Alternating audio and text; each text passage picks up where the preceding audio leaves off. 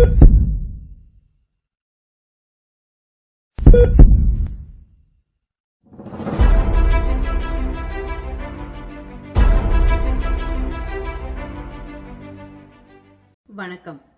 COVID-19 இந்த பேண்டமிக்கை உலகம் எப்பவுமே மறக்காது. 2008ஆம் ஆண்டே இப்படி ஒரு பேண்டமிக் சிச்சுவேஷன் வரும் அப்படிங்கிறதையும், நாம வீட்டில் தனிமைப்படுத்திக்கிட்டு இருப்போங்கிறதையும், சோஷியல் டிஸ்டன்ஸ் கடைபிடிப்போம் அப்படிங்கிறதையும் ஒருத்தர் தெளிவா எடுத்து சொல்லியிருக்காருங்க. அவர் வேறு யாரும் இல்லைங்க, டாக்டர் மைக்கேல் கிர்கர் தான். இவர் ஒரு டாக்டர் மட்டும் இல்ல, ஒரு கிளினிக்கல் நியூட்ரிஷன். இவருடைய இந்த 1 மணி நேர உரை பலருக்கும் புதிய வெளிச்சத்தை கொடுத்திருக்கு. காணொளிய முழுமையா பாருங்க. நன்றி. The two greatest threats facing humanity, according to the United Nations, are climate change and emerging infectious disease, particularly pandemic influenza. The current focus of pandemic discussions and debate understandably centers on what we in the public health community refer to as secondary prevention, mediating the impact of the next pandemic. An intervention analogous to mammography. Right? Mammograms don't prevent cancer, but if caught early enough, for example, we may be able to decrease morbidity and mortality, and the same with pandemic planning. But what of primary prevention, the possibility of preventing the emergence of pandemic viruses in the first place? Like cancer, the root cause is likely multifactorial, difficult to tease out, but a question worth exploring nonetheless, and the question I'd like to address here today. Let's go back a few years. 1981. Here in the United States, Ronald Reagan takes the oath. MTV starts broadcasting Indiana Jones and Pac-Man mania. It's all the rage.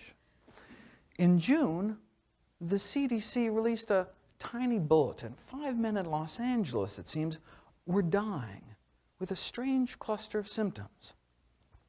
From humble beginnings, AIDS has since killed 25 million people. Now, the spread, certainly, of the AIDS virus has been facilitated by promiscuity, blood banking, IV drug use, but where did this virus come from in the first place? And of course, AIDS is not our only new disease. There's SARS, Ebola, mad cow, bird flu, but from where do emerging diseases emerge? Well, let's go back a bit further, much further. Human beings have been on this earth for millions of years, yet throughout most of human evolution, there were no epidemic diseases. No one ever got the measles because measles didn't exist. No one got smallpox, no one got the flu, not even the common cold, until about here, 10,000 years ago. Medical anthropologists have identified 3 major periods of disease since the beginning of human evolution, and the first started just 10,000 years ago with the domestication of animals. When we brought animals into the barnyard, they brought their diseases with them.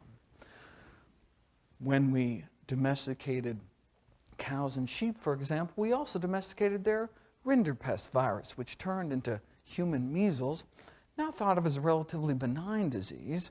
Over the last 150 years, measles has killed 200 million people.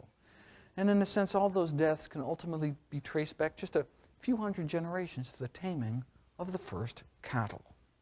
Smallpox likely came from camel pox.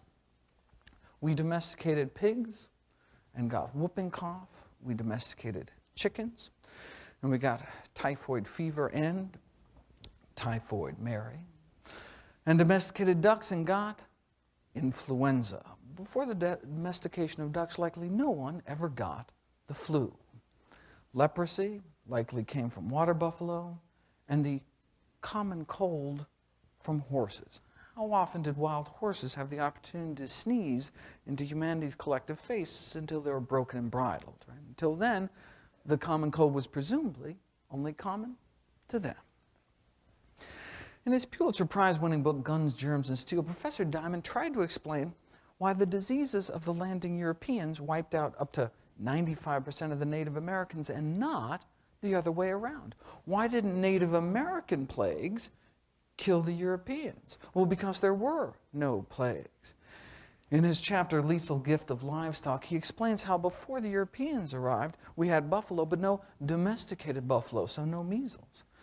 American camels were wiped out in the Pleistocene Ice Age, so no smallpox. No pigs, so no pertussis, no chickens, so no typhoid. So while people were dying by the millions of killer scourges in Europe and Asia, none were dying with diseases in the so-called New World because there weren't essentially farm animals to domesticate. There wasn't this spillover of animal disease. The next great period of human disease started just a few hundred years ago with the Industrial Revolution of the 18th and 19th centuries, leading to an epidemic of the so-called diseases of civilization: diabetes, obesity, heart disease, cancer, etc. But by the mid-20th century, the age of infectious disease, at least, was thought to be over.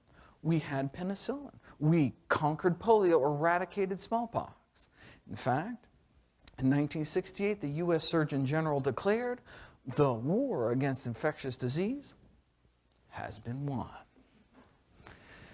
In 1975, the dean of Yale School of Medicine pronounced that there were no new diseases to be discovered, except maybe lung cancer. But even Nobel laureates were seduced into the heady optimism of the time. One famous virologist wrote in a 1962 textbook, to write about infectious disease is almost to write about something that's passed into history.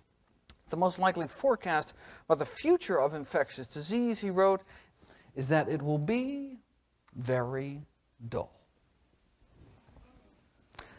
But then something changed. After decades of declining infectious disease mortality in the United States, the trend has reversed in recent decades. This is a graph from the CDC of infectious disease mortality over time, over the last 50 years or so. And as you can see, it starts declining, declining, declining, declining. But then around 1975, it started to go back up. The number of Americans dying from infectious disease started to go back up. Starting around 1975, new diseases started to emerge and reemerge at a rate unheard of in the annals of medicine. More than 30 new diseases in 30 years, mostly newly discovered viruses. In fact, the whole concept of emerging infectious disease has gone from a mere curiosity in the field of medicine. Now it's an entire discipline, really moved to center stage. We may soon be facing, according to the U.S. Institute of Medicine, what they call a catastrophic storm of microbial threats.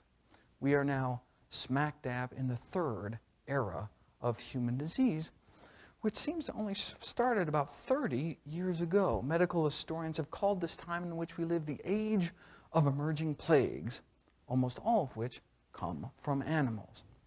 But we domesticated animals 10,000 years ago.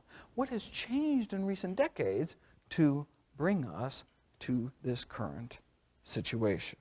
Well, we are changing the way animals live. Take Connecticut, for example, where in 1975 Lyme disease was first recognized, since spread across all 50 states, affecting an estimated 100,000 Americans since its emergence. Lyme disease is caused by bacteria-infested deer ticks, but the primary host is actually not deer, but the white-footed mouse. The ticks themselves, not quite as cute, really, but we've been sharing the woods with these fellas forever. What changed recently was suburbia. The black-legged ticks live on the white-footed mouse, kept at bay by woodland predators, but then developers came in and chopped up America's woodlands into subdivisions, scaring away the foxes and bobcats, and now we have more mice, more ticks, and more disease. We are changing the way animals live. Going back a little farther, with the big cattle-producing nations fighting during the Second World War, what Argentina did took advantage of the situation by dramatically expanding its beef industry at the expense of its rainforest. There we discovered the deadly Hunan virus, or rather it discovered us, and the so-called hamburgerization of the rainforest exposed hemorrhagic fever viruses all across the continent subsequently. Turning to the other side of the world, cutting into Africa's rainforest exposed a number of other hemorrhagic fever viruses, including Lassa virus, Rift Valley fever, and of course, Ebola. Now, the inroads into Africa's rainforest were logging roads cut by transnational timber corporations hacking deep into the rainforest, dragging along a hungry migrant workforce which survived on bushmeat, wild animals killed for food. Now, this includes upwards of 26 different species of primates, including a number of endangered great ape species, gorillas, chimpanzees, who are shot, butchered, smoked, and sold as food. Now, by cannibalizing our fellow primates, we may be exposing ourselves to viruses particularly fine-tuned to our own primate physiology. In fact, recent outbreaks of Ebola, for example, have been traced to the exposure to the bodies of infected great apes hunted for food. Now, Ebola is one of our deadliest infections, but not efficiently spread compared to a virus like HIV. The leading theory as to the emergence of the AIDS virus is direct exposure to animal blood and secretions as a result of hunting, butchering, and the consumption of contaminated bushmeat. Experts believe the most likely scenario is that HIV arose from humans sawing their way into the jungle, butchering chimpanzees for their flesh along the way. Now, in many countries in Africa, the prevalence of HIV exceeds 25% of the adult population, leaving millions of orphan children in its wake.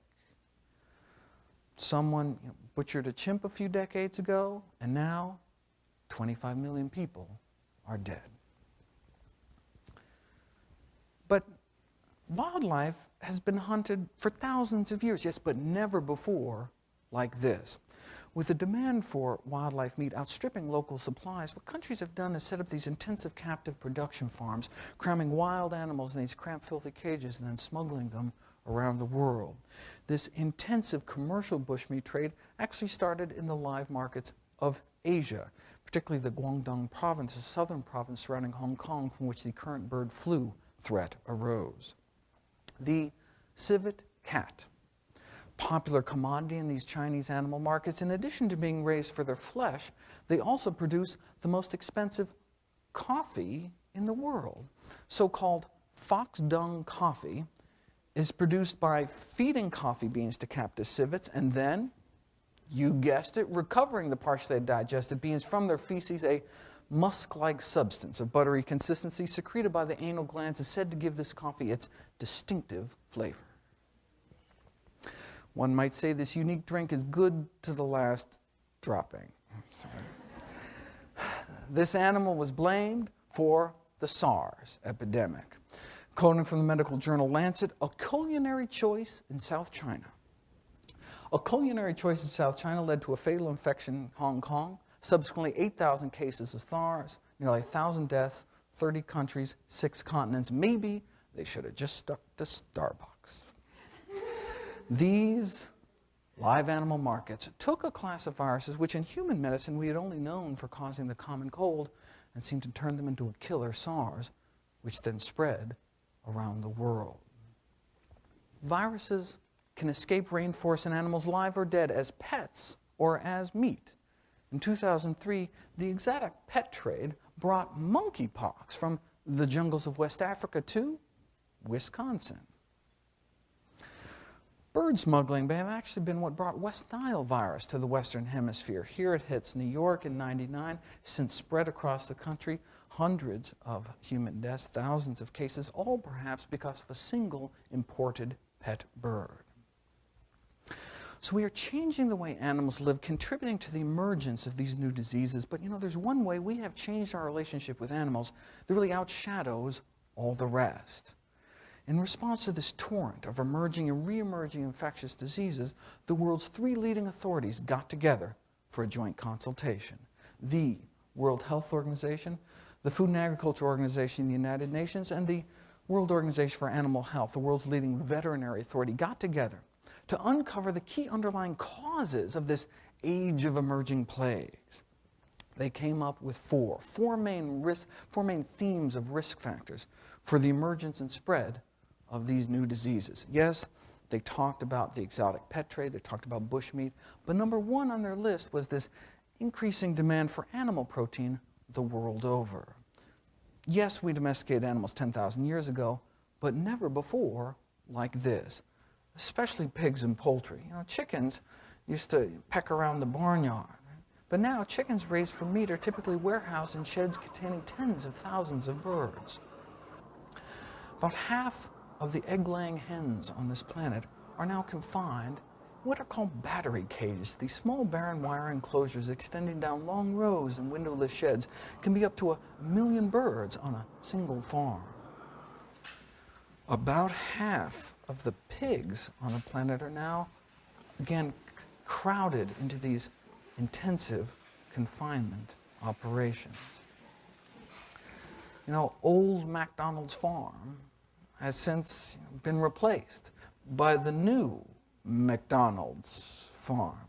These intensive systems represent the most profound alteration of the human-animal relationship in 10,000 years. And no surprise, they are breeding grounds for disease. A few snapshots. China, 2005, the largest pork-producing nation, suffers an unprecedented outbreak of an emerging pig pathogen, strep suis, causing meningitis and deafness in people handling infected pork products. Hundreds of people infected, the deadliest strain on record. Why? Well, according to the World Health Organization, indeed, it seems to be these intensive confinement conditions. The USDA elaborates, all strep suis starts out harmless as natural gut flora, but then the immunosuppressive effect of stress due to overcrowding, inadequate ventilation causes the bug to go invasive, causing infections of the brain, blood, lungs, heart, and death. Starts out harmless, turns deadly. That's what these kind of conditions seem to be able to do. This is not, arguably, how animals were meant to live. Pig factories in Malaysia birthed the Nipah virus, one of the deadliest of human infections, a contagious respiratory ailment killing 40% of those it infects, causing relapsing brain infections, propelling it onto the official U.S. list of bioterrorism agents. And again, according to one of the leaders of the field, it seems to be the way in which we now raise these animals. So the three eras of human disease can be characterized, perhaps, as first the diseases of domestication, then the diseases of industrialization, and finally of land use and agricultural intensification.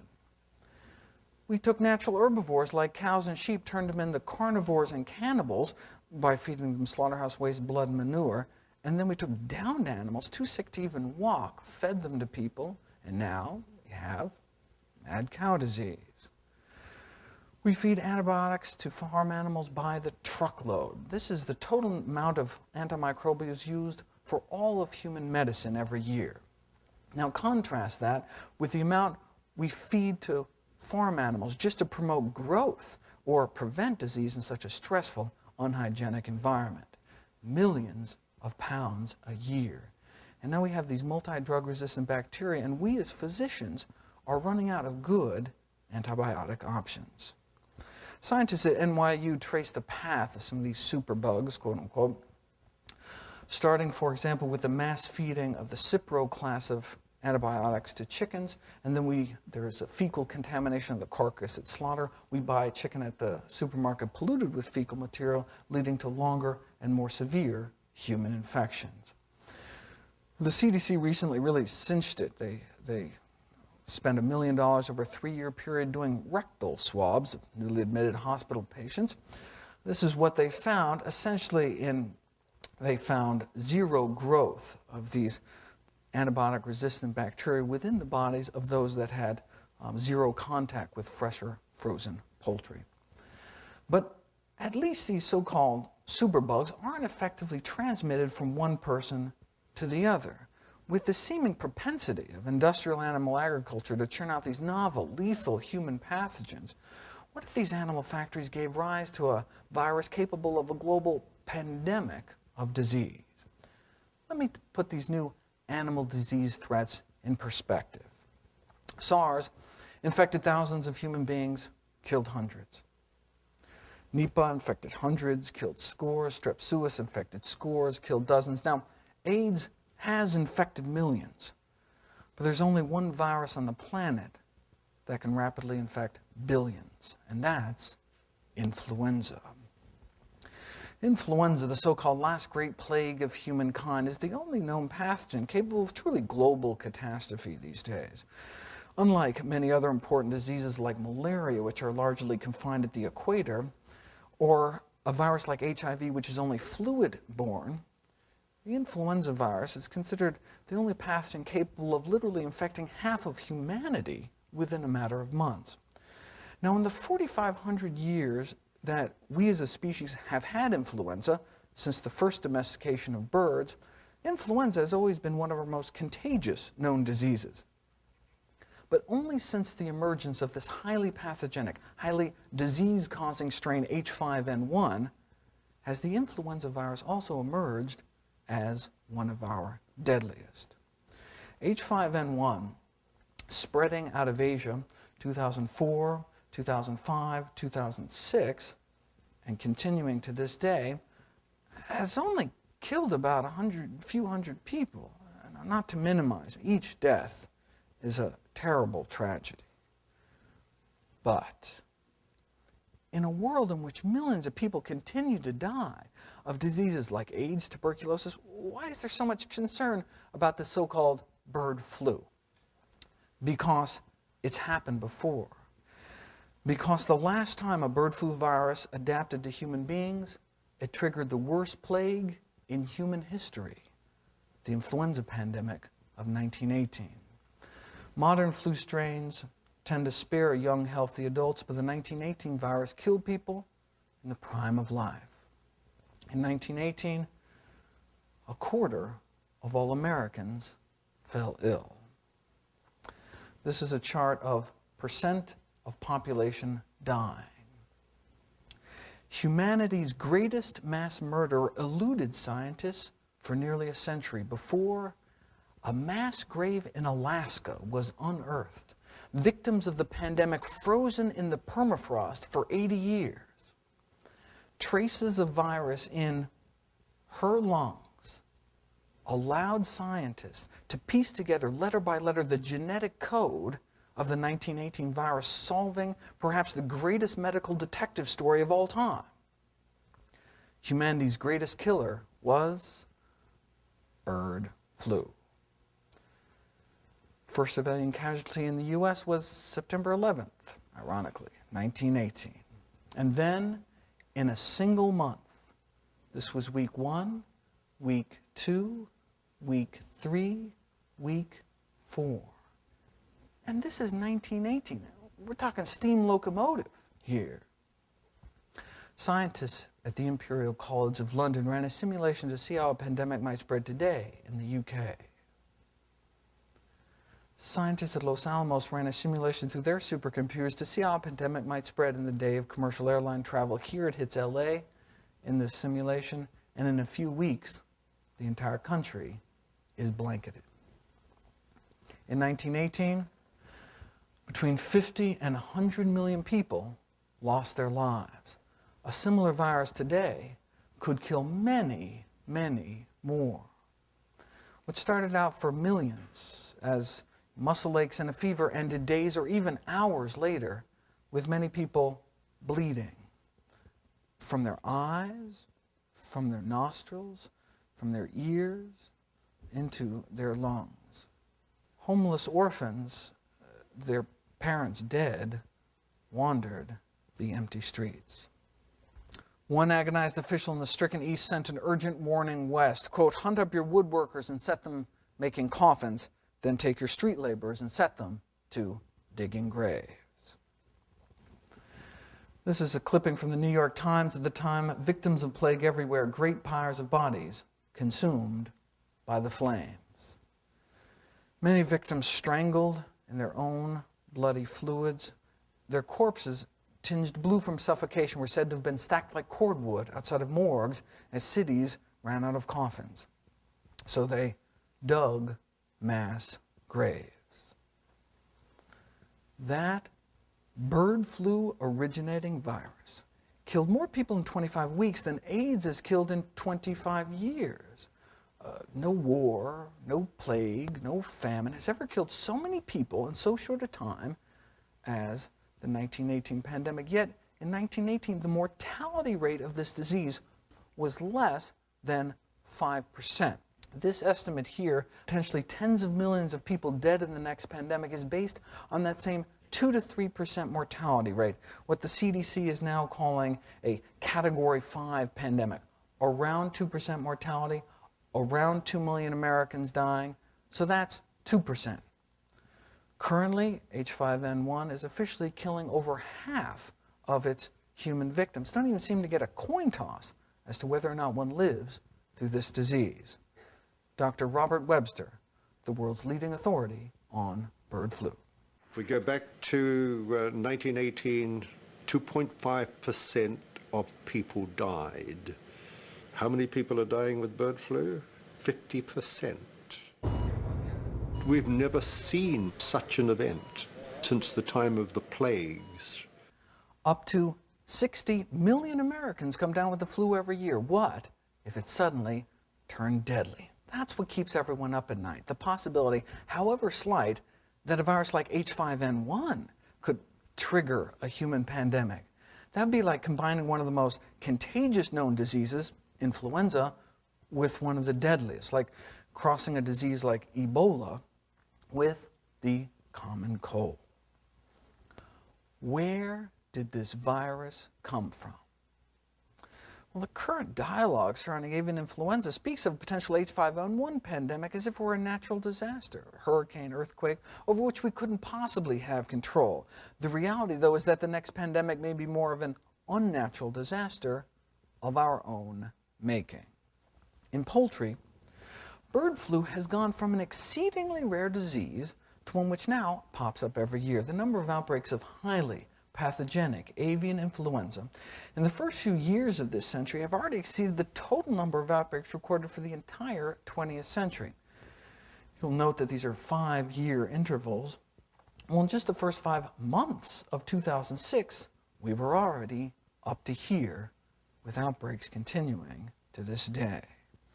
If one looks at the number of birds involved, the escalation is even more dramatic. At this scale, not even a blip until the 1980s. Bird flu seems to be undergoing evolution in fast forward. As one leading flu expert told Science, we've gone from a few snowflakes to an avalanche. And the increase in chicken outbreaks has gone hand in hand with increased transmission to humans.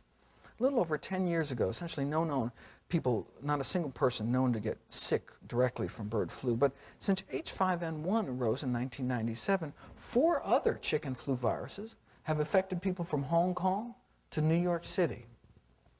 We can add another pink ring for the 4 cases in England and Wales last year. In the Netherlands outbreak, there's evidence from a government investigation of 1,000 people infected, with symptomatic poultry workers passing the virus on to a whopping 59% of household family members. Human-to-human transmission at a rate of seasonal flu. So 10 years ago, or a dozen years ago, essentially no one was getting infected with bird flu, and now there's been over 1,000 cases in continents around the world. Now, in the Netherlands outbreak, 30 million chickens died, but only one person, one of the attending veterinarians, tragically died. So the Netherlands virus was good at spreading, but not at killing. H5N1 is kind of the opposite, right? H5N1 isn't even good at spreading from birds to people. Look, it's been around 10 years, over 10 years. Only a handful of people, a few hundred people have become infected. And currently, certainly not good at spreading from person to person. But the human lethality of this strain is ferocious, over 10 times deadlier than the worst flu virus on record, that which triggered the pandemic of 1918. So what the Netherlands outbreak shows us is that this virus can evolve to go directly human to human. What H5N1 shows us is that this virus can evolve into an efficient human killer if this trend is allowed to continue, our nightmare may one day be realized. The worst of both worlds, contagious and deadly. So to slow down or stop this rapid recent emergence of highly pathogenic flu viruses, one must first ask, well, what triggered this avalanche in the first place? What has changed in recent decades to bring this all upon us? The emergence of H5N1 has been blamed on free-ranging flocks and wild birds, but people have been keeping chickens in the backyards for thousands of years, and birds have been migrating for millions. Right? Bird flu's been around forever. What turned bird flu into a killer? Well, the senior correspondent, NewsHour with Jim Lehrer, posed that question to Dr. Webster, the so-called godfather of flu research. Was there something qualitatively different about this last decade made it possible for this disease to do something it's never done before, some kind of change in conditions that suddenly lit a match to the tinder? Webster replied. He said, farming practices have changed. He talks about growing up on a farm. But now, we put millions of chickens into a chicken factory, next door to a pig factory. And this virus has the opportunity to get in one of these chicken factories and make billions and billions of these mutations continuously. And so what we've changed is the way we raise animals and our interaction with those animals. Then he talks about how the virus is escaping from the factories, infecting wild birds. But he says that's what's changed. We've changed the way we raise animals. Right? But we're changed the way we raise animals by the billions. The number of chickens we slaughter every day, spread wing to wing, would wrap more than twice around the world's equator. The big shift in the ecology of avian influenza has been the intensification of the global poultry sector. The developing world meat and egg consumption has exploded, leading to these industrial-scale commercial chicken facilities, arguably the perfect storm environment for the emergence and spread of these so-called super strains of influenza. In the early 1980s, nearly all the chickens in China were raised in tiny backyard outdoor flocks. But now there are 63,000 CAFOs in China, concentrated animal feeding operations, with a few of these so-called factory farms confining 10 million birds on a single farm. The World Health Organization blames the emergence of H5N1, SARS, Nipah virus, all these new deadly emerging Asian viruses, in part what they call the overconsumption of animal products and this intensive animal agriculture. The Food and Agriculture Organization of the United Nations starts out, there seems to be an acceleration of human influenza problems in recent years. This is what they mean. This is from the World Health Organization. These are all the new influenza viruses infecting human beings over the last century or so. Now turn your attention to just 1995 on. Seems to be kind of snowflakes to an avalanche in people too. But why? Well, according to the world's leading agriculture authority, this is expected to largely relate to the intensification of poultry production and possibly pig production as well. They elaborate in an internal FAO document, chicken-to-chicken spread, particularly where assisted by this intensive husbandry conditions, causes the virus to shift, adapt to a more severe, highly pathogenic type of infection. Intensive production favors the rapid spread of the viruses and the so-called hotting up of the virus from low pathogenicity to highly pathogenic types. Factory farms, it seems, can be thought of as the incubators for the emergence of highly disease-causing strains of this virus. In this diagram here, they actually trace the path of a human pandemic, starting with increased demand for poultry products and ending up with a virus capable of human-to-human transmission. The United Nations, in fact, has called on all governments to fight the role of what they call factory farming. Quoting from a UN press release, governments, local authorities, international agencies need to take a greatly increased role in combating the role of factory farming, which, combined with these live bird markets, provide ideal conditions for the virus to spread and mutate into a more dangerous form. Let me show you how it works. All bird flu viruses start out harmless. To both birds and people, very important to understand, they start out harmless. Avian influenza has existed for millions of years as an harmless intestinal virus of aquatic birds like ducks, waterborne virus. They say, well, how does an a duck's intestinal bug end up in a human cough? Well, in people, the virus must make us sick in order to spread, must make us cough in order to shoot virus from one person to the next. But in the virus's natural reservoir, aquatic birds like ducks, the virus doesn't need to make the duck sick in order to spread. In fact, it's in the virus's evolutionary best interest not to make the duck sick, as dead ducks don't fly very far. So the virus silently multiplies in the intestinal lining of the duck, is secreted out into the pond water, is swallowed up by another duck, and the cycle continues as it has for millions of years, and no one gets hurt. But if an infected duck is dragged to a live bird market, for example, crammed in cages high enough to splatter virus-infected feces on land-based birds, terrestrial birds like chickens, well, then the virus has a problem. If the virus finds itself in the gut of a chicken, it no longer has the luxury of easy waterborne spread. Chickens aren't paddling around in the pond. So the virus must mutate or die. Unfortunately for us, mutating is what influenza viruses seem to do best. So in its natural reservoir, it's been described as being in total evolutionary stasis, harmless. But when thrown to a new host, like land-based birds, it quickly starts mutating, acquiring mutations to adapt to its new host. In the open air, it must resist dehydration, for example, and it may have to spread to different organs to find a new way to travel. The intestines ain't going to work anymore, and it may find the lungs and become an airborne pathogen, which is bad news for terrestrial mammals such as ourselves. Goes into chickens as an aquatic virus, but may come out as the flu. In its new host, the more virulent, the more violent this virus becomes, the quicker it may be able to overwhelm the immune system of its new host.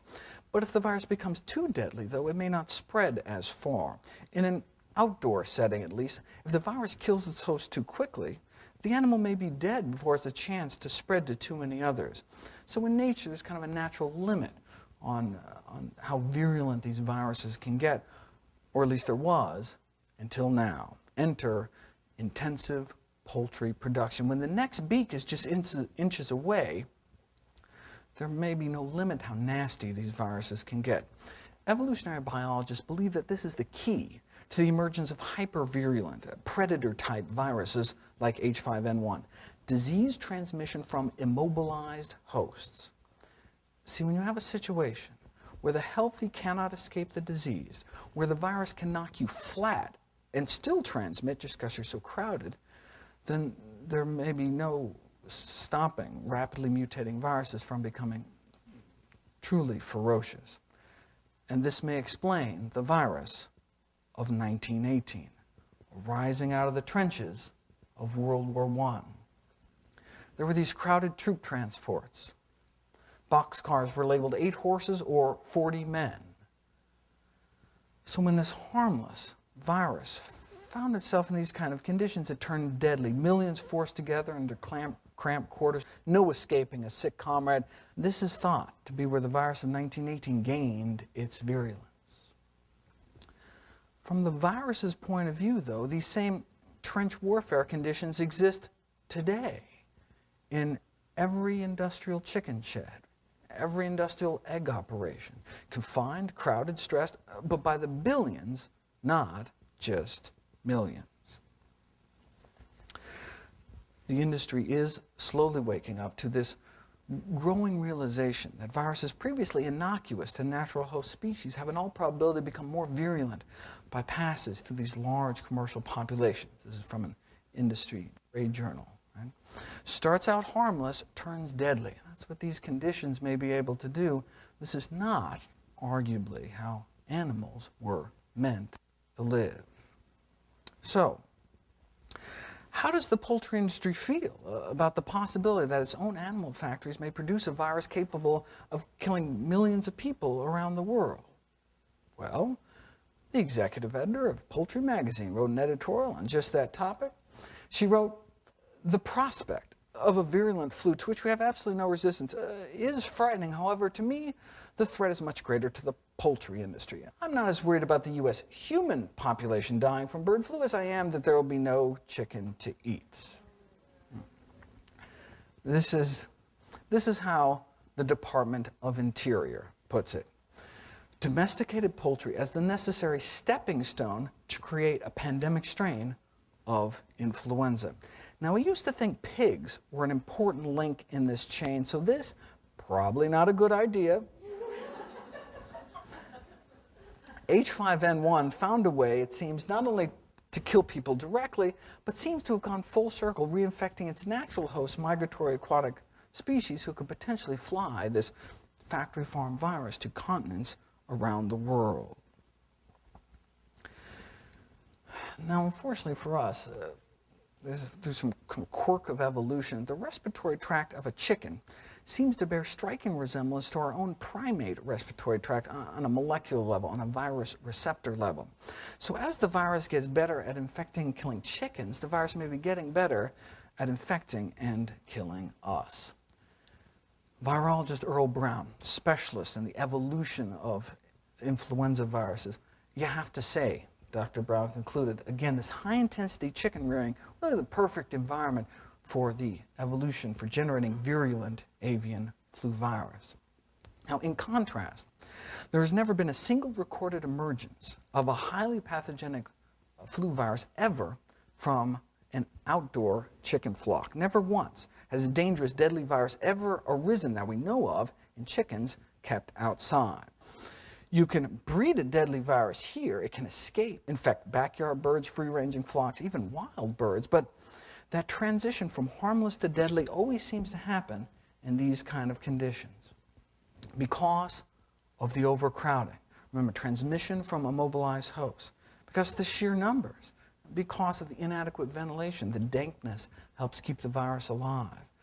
Because of the stress crippling their immune systems, because of the filth. The virus is in the feces that they're lying in, which are decomposing, releasing ammonia, burning their respiratory tracts, predisposing them to respiratory infection in the first place, and because there may be no sunlight. The UV rays in sunlight are actually quite effective in destroying the influenza virus. 30 minutes of direct sunlight completely inactivates H5N1, but it can last for days in the shade and weeks in moist manure. So you put all these factors together, and what you have is this kind of perfect storm environment for the emergence and spread of new superstrains of influenza. But what about biosecurity? Don't we want all the birds confined indoors, away from waterfowl? I mean, does it matter if these kind of conditions can turn a harmless virus into a deadly virus if the harmless virus can't get inside in the first place? Well, an FAO research report addressed this very question. They, in their evidence-based analysis, they looked at the best data set available, a massive survey of flocks in Thailand in which over 1 million birds were tested for H5N1 in factory farms and backyard flocks. And what they expected to find was that backyard flocks would be at higher risk for infection because they're just out there in the open. But what they found was exactly the opposite. They found that backyard flocks are at significantly lower risk of infection compared to commercial scale operations. Industrial quail and chicken operations were at least 4 times more likely to become infected than backyard flocks. So not only may factory farms be the incubators for the original emergence of high-path strains, based on the best science available, they may also play a role in the spread, the subsequent spread of the virus as well. In part because of the massive inputs and outputs required for this industrial style of animal agriculture.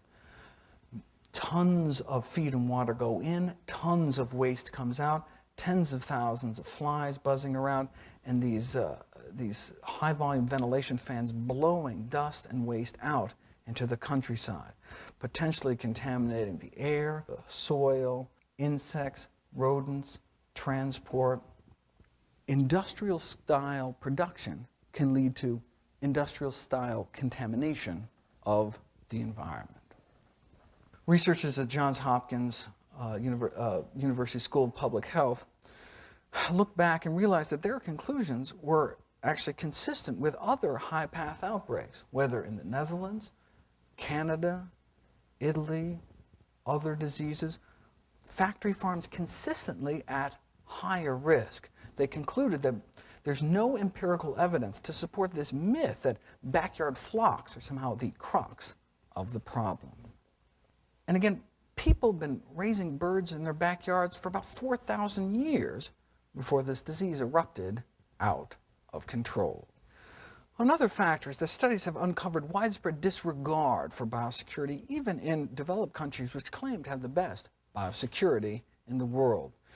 According to North Carolina University Poultry Health Management, high biosecurity is still wishful thinking in many areas of intensive poultry production.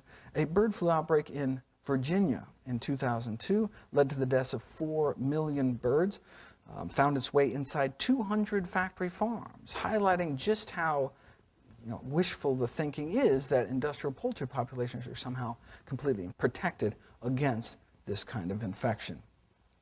Based on the rapid spread of avian influenza in Virginia recently, this decade, USDA poultry virologists conclude the obvious, that biosecurity on many farms is simply inadequate. Investigators from the University of Maryland surveyed chicken facilities throughout the Delaware, Maryland, Virginia Peninsula, perhaps the most concentrated density of chickens in the world, and concluded that U.S. chicken flocks constantly at risk for infection triggered by these poor biosecurity practices. But even if the industry had perfect compliance with these guidelines, even if everyone going in and out stepped in antiseptic foot baths, scrubbed their boots, washed their hands, even with perfect compliance, it likely would not be enough. We now know that H5N1 can be carried by flies. Right? You cannot keep flies out of a poultry shed. See, H5N1 is a biosafety level 3+ pathogen.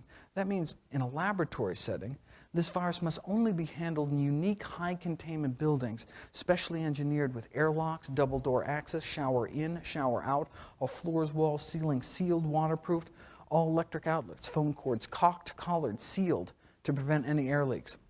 All surfaces decontaminated daily, all solid waste incinerated. That's how you're supposed to handle this virus. That's biosecurity. In contrast to this, the global industrial poultry industry seems to be breeding viruses like H5N1 at essentially biosafety level 0. So the poultry industry may not only be playing with fire with no way to put it out, they may be fanning the flames, and firewalls to contain this virus do not yet exist. Unfortunately, leading USDA poultry virologist told an international gathering of bird flu scientists, unfortunately, this level of biosecurity just doesn't exist in the United States, and doubts really it exists anywhere in the world. And according to emeritus poultry professor, author of Handbook on Livestock Diseases, standards of biosecurity may actually be in decline in an attempt for the industry to cut costs. Now, biosecurity measures as they are currently practiced are certainly better than nothing, but may not be something we want to stake the lives of millions of people upon for the sake of cheaper chicken.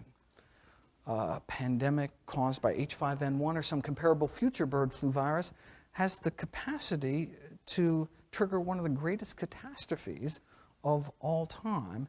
So to decrease the risk of generating increasingly dangerous bird flu viruses, the global poultry industry must reverse course away from greater intensification by, for example, here in the Annals of the New York Academy of Sciences, replacing these large industrial units with smaller farms with lower stocking densities of animals, which could potentially result in less stress, less disease susceptibility, less intense infectious contents, and lower infectious loads across the board.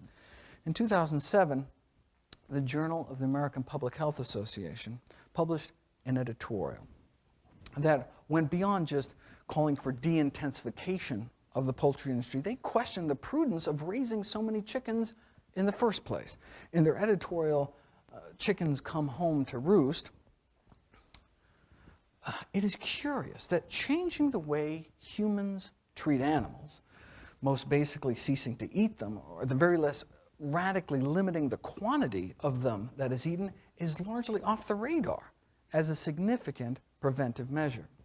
Such a change, if sufficiently adopted or enforced, however, even at this late stage, could still reduce the likelihood of the much-feared influenza pandemic. It would even more likely prevent unknown future diseases that, in the absence of the change, may result from farming animals intensively and killing them for food. Yet, humanity does not even seem to consider this option. We don't tend to shore up the levees until after the disaster. Hopefully, it won't take a pandemic before we take these recommendations into account. The editorial concludes, those who consume animals not only harm those animals and endanger themselves, but they also threaten the well-being of future generations on this planet. To switch avian images, it is time for humans to remove their heads from the sand and recognize the risk to themselves that can arise from their maltreatment of other species. How we treat animals can have global public health implications. It's not surprising then that the American Public Health Association, the largest association of public health professionals in the world, has called for a moratorium on factory farms, urging all federal, state, and local authorities to impose a ban on the building of new intensive livestock operations to protect the health of the local communities in terms of air, water, land contamination, pollution. The prudence of this measure certainly grows with our increasing understanding of the role that these operations play in emerging infectious disease. I'm often asked how the industry responds to this kind of sentiment from the scientific community. Well, last summer, the United Nations released yet another report on the global health risks of intensive animal agriculture.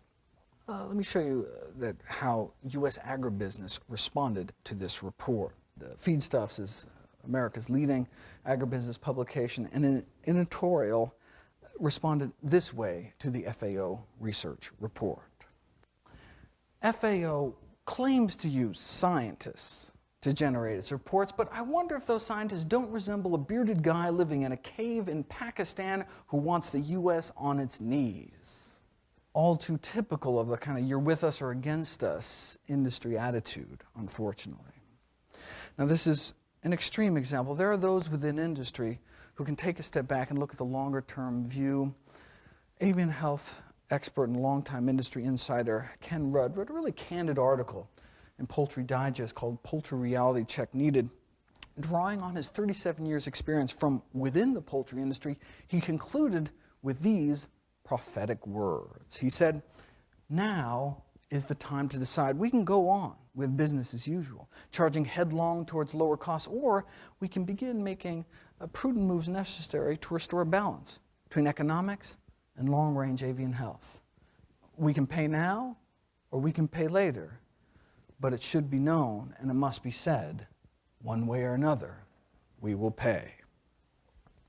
So cutting down our consumption of chickens and fighting the role of factory farming, as the United Nations has called for, may indeed prevent the emergence of future viruses, but H5N1 has already been hatched, already spread and mutated into a more dangerous form, and now that it is endemic in poultry populations across 2 continents, eradication is unlikely.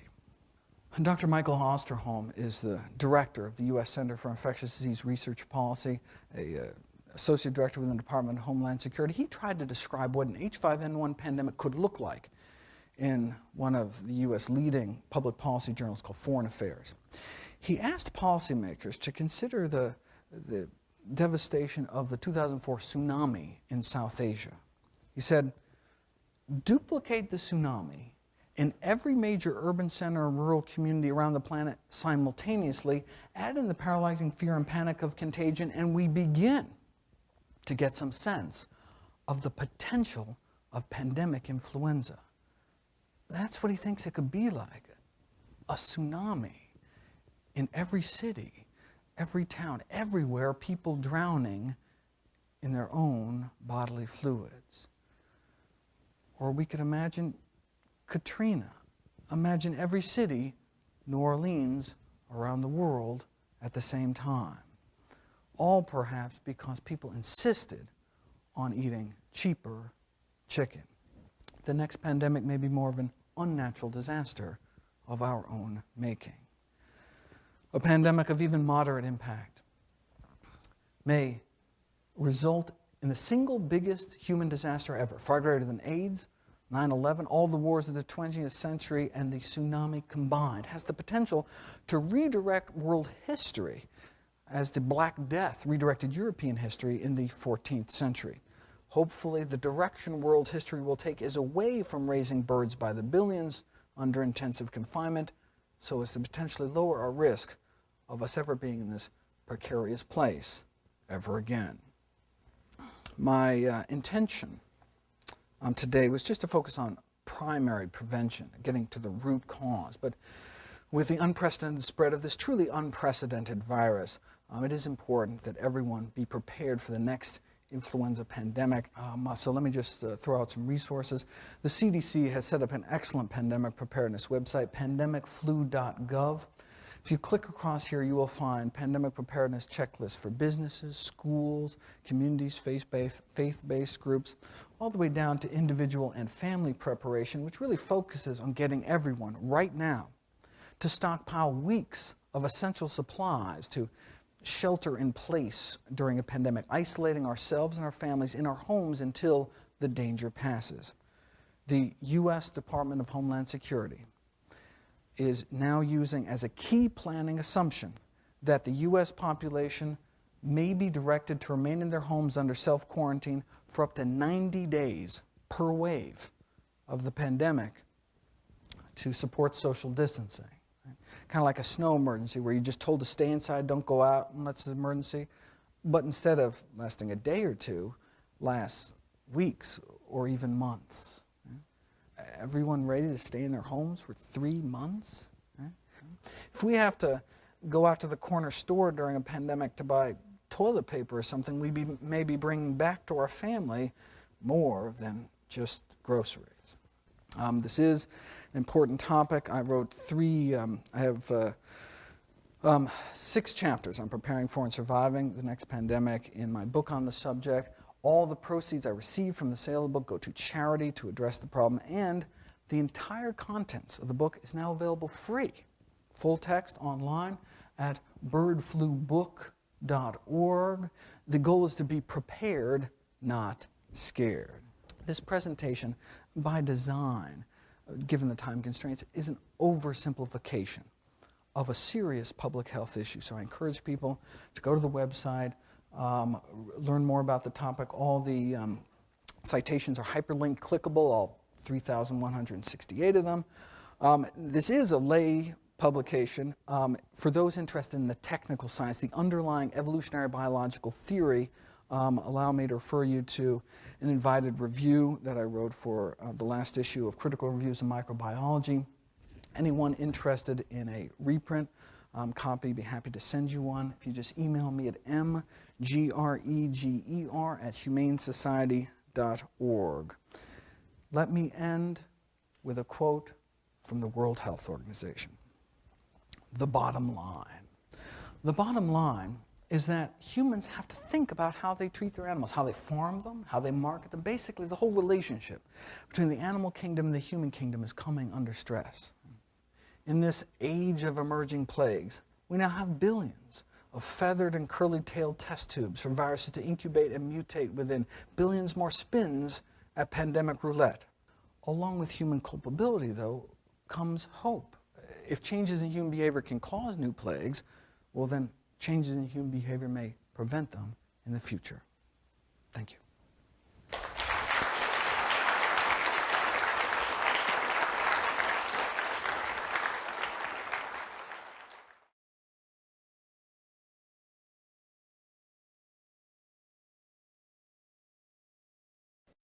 இயற்கை உணவு பற்றிய கருத்துக்கள் உங்களுக்கு பிடிச்சிருந்தா எங்க சேனலை subscribe பண்ணுங்க, comment பண்ணுங்க, ஷேர் பண்ணுங்க. அப்படியே பக்கத்துல இருக்க பெல் ஐகானை மறக்காம தட்டிடுங்க. நன்றி.